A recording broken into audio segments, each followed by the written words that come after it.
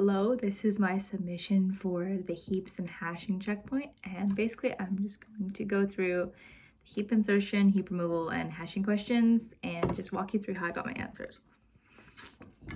So the first problem in heap insertion is giving me basically a min heap with 8 elements, and it says after calling add 0, the min heap will contain 9 elements, and it shows like what it's supposed to look like. So basically the first thing here is add 0. So basically I drew out, it's kind of hard to see, but I drew out the min heap, what it starts out as.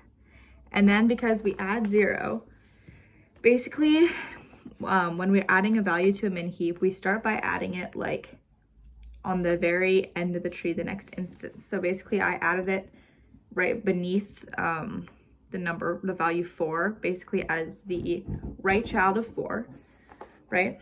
Just to complete the heap. And then basically it had to swim up 1 level, but it still didn't meet like the requirement of being the parent node being less than the child node. So then it had to swim up again, and that still didn't meet the requirement. So then it had to swim up to the very top. So basically, and then I had to rearrange obviously things along the way to make sure that that worked. So basically I was left with the top basically of the heap being 0, which is how I got my answer for question 1. So what number goes into node A is 0. And then node B is basically what was on 0's right child. And this doesn't change at all because there's no sinking or swimming on this side of the heap. It doesn't matter. So basically that's still 3. That's why I got 3 for that answer. Question 3, what number goes into node C? So basically node C is what used to be a value of 4 before add 0 was called. And I said 2 because essentially 0 has to swim up to where 4 is. But it, because 2 is greater than 0, then 0 has to keep going.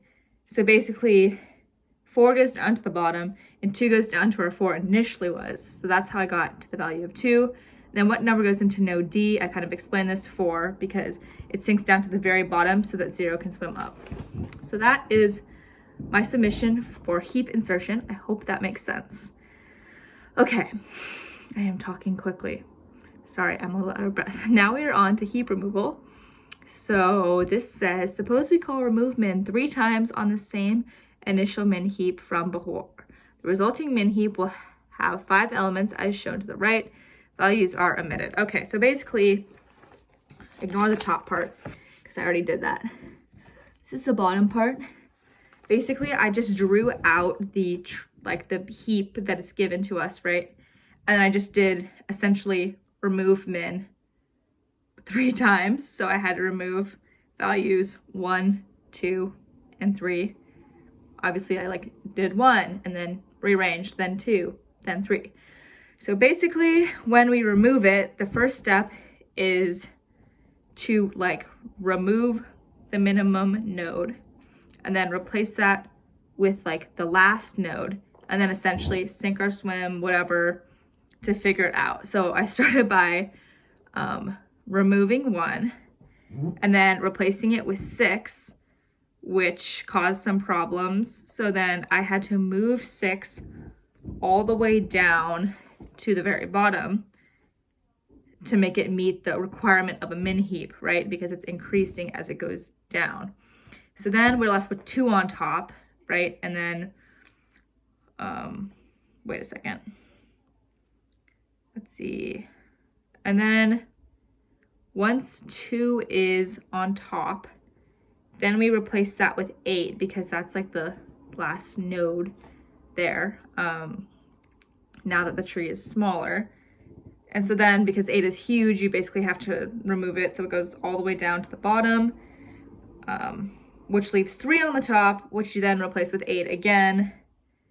And then you have to make sure 8 goes all the way down to the bottom.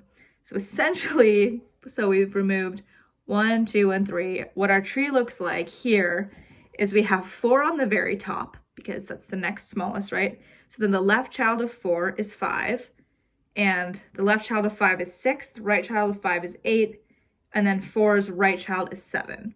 So basically I got that by calling remove min 3 times, essentially doing the whole thing where I remove the node on like the smallest node, adding the last node, and then doing all that sinking and swimming stuff. So basically how I got to the answer of question 1 was what number goes into node B. I just went ahead and looked and figured out what is the left child of the finished remove min 3 times tree. And this is what the tree looks like, the very bottom one right there.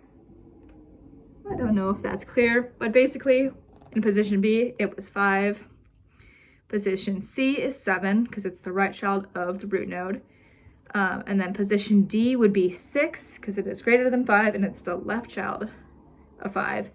And then E is 8 because it's also greater than 5. It's the right child of 5. So that is my spiel for heap removal. I understand it. Hopefully my explanation makes sense. Now on to hashing.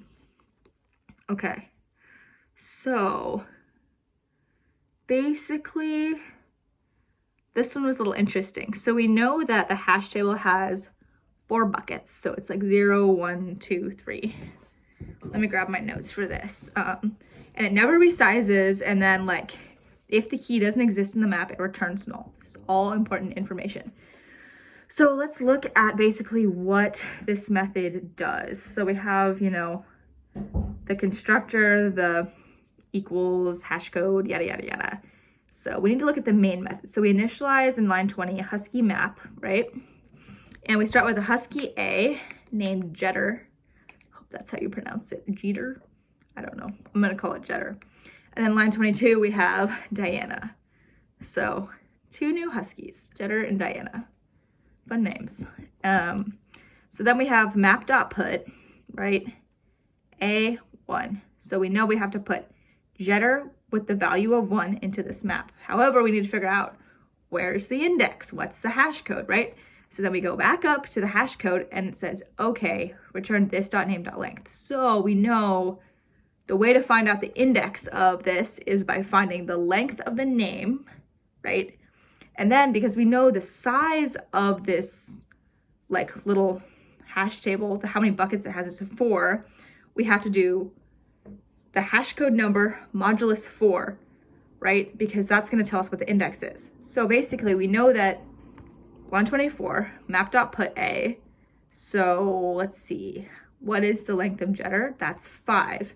5 modulus 4 is 1. So we know that at index 1, we have Jetter with the value of 1. Next we have map.put B2.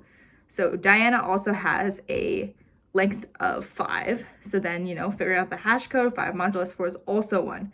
So basically in bucket 1, or 0, 1, 2, 3, 4, in bucket 1, we also have Diana in value 2. Sorry, I just burped. Ooh, okay. So basically there are 2 things in bucket 1 right now. So now, basically, Jetter gets a new name, Jetter, which changes it. Doesn't make like, I mean, I guess it kind of makes a new name, but Jetter is no longer the name of husky A. This will be important later. So basically, we know that Jetter's name is now Jetter. So then we do map.put A3. So now Jetter, figuring out the hash code, because it's just Jetter twice, it has a length of 10. And then 10 modulus 4 would be 2. So then in index 2, we have the value Jetter, comma 3. So we currently have 3 things in buckets. Bucket 1 has 2 things in it. Bucket 2 has 1 thing in it. I should not say thing. I mean a husky object, a key value pair. Sorry. Working on being more articulate. Okay, then line 29, we have map.put B4. So Diana has not been changed. They do not have a new name. It's still Diana. Jetter is now, I don't know what Jetter is doing, but Diana has still the same name. So we do map.put B4. So basically we'd run into an issue here because we are, we already have, you know, because Diana is a length of 5, modulus 4 is 1. So in bucket 1, we already have Diana, comma 2. So then we're putting in Diana, comma 4, but like we already have a Diana there, right? So this creates a problem. Well, not a problem, but something to think about. So we have to update it. So now instead of Diana, comma 2, we have the new value. Same Diana, but an integer value of 4. So there's still only 2 things in bucket 1. It's just one of them got replaced, right? And so then now Diana's name becomes Diana. And then map.put b comma 5. So Diana, because it's Diana twice, length of 10. 10 modulus 4 would be 2. So then in bucket number 2, we insert Diana, comma 5.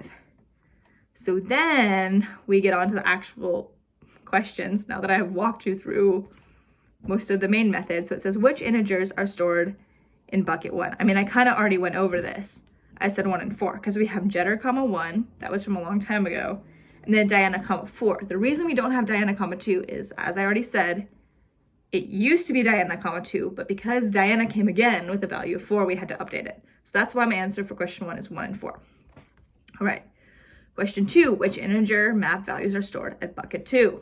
I kind of already went over this, but essentially, if we look, we put Jetter, comma 3. That was at line 28.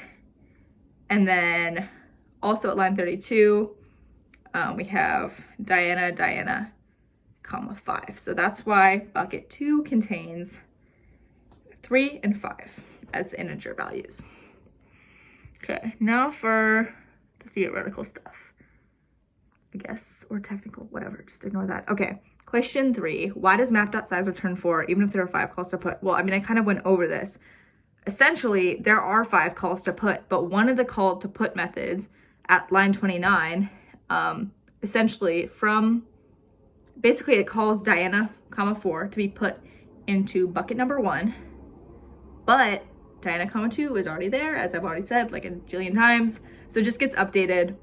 So that's why map.size returns 4 still, because there were 5 calls to put, but there are still only 4 values because it gets updated. Next, question 4, why does map.getNewHuskyJetter return null? Okay, well, I said this earlier, but basically let me look in the program. Okay, line 27, a.name plus equals a.name. So name used to be Jetter, right? Now Jetter becomes Jetter. Basically, so Husky A's name has not been, it's not a new Husky with a new name. It's the same Husky with a new name. So after line 27, we know that Jetter no longer exists as a Husky name in this map, right? If we did the system.out.println earlier, before line 27, we could probably get Husky, we could probably get a value from that. But because Jetter is now the name of Husky A, it's no longer just Jetter, the value is going to return null. I mean, the same thing would happen if you called like getting Diana, because line 31 turns Diana into Diana. So basically, that is why it's going to return null, because it no longer exists because the name has been updated. Okay, question 5 says, why does map.getNewHuskyJetter return 3? Well, I mean, if we go into our little map, I have actually that looks really bad, but it works. Drawn out, we look for Jetter, and Jetter's pair, that's like what it's with, is like an integer of 3 in the map. I mean, it's called like at line 28. So yeah, that is why the value is 3, because it is indeed in the map. And Jetter has a value of 3. Okay, so that was a really long explanation for all those. I hope this all makes sense. And yes, thank you for watching all 14 minutes and how many seconds of this. I appreciate it. Thank you.